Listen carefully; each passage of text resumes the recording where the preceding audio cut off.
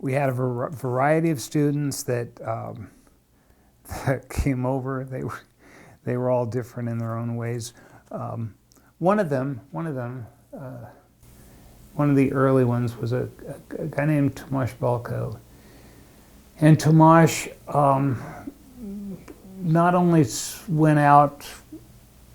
flew out with me and spent a few days with him, but on two separate occasions he got on a bus and went half a country away from here on a bus to spend more time with Paul. That extension of himself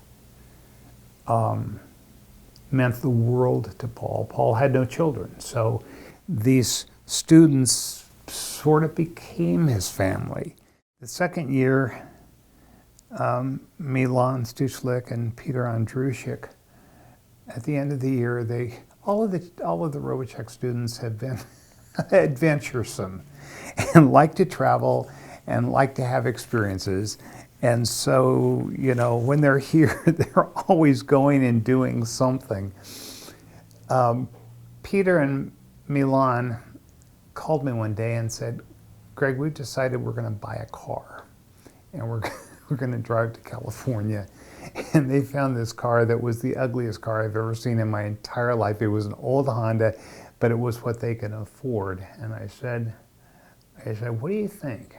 And I said, "Well, not having any mechanical knowledge at all, here's what I would encourage you to do. I've got a mechanic friend of mine. Let my mechanic take a look at the car and advise you whether it's a car that you should spend your money on." And and so I guess they got some thumbs up from a mechanic.